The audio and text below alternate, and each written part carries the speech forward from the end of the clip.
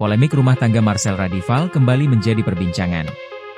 Setelah kabar pernikahannya dengan penyanyi Ratu Rizky Nabila terungkap ke publik, perhatian kini tertuju pada sikap Ratu soal isu poligami.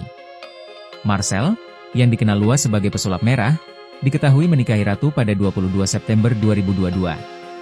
Saat itu, ia masih berstatus sebagai suami Tika Megalestari, yang dinikahinya pada 2021.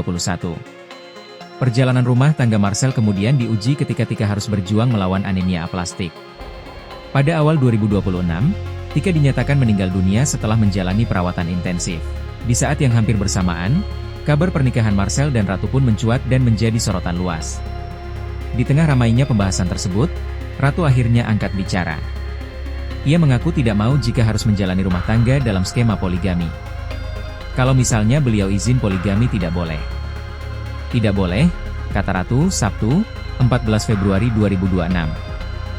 Penyanyi berusia 32 tahun itu berdalih, dirinya tak mau suaminya berbagi kasih sayang dengan wanita lain.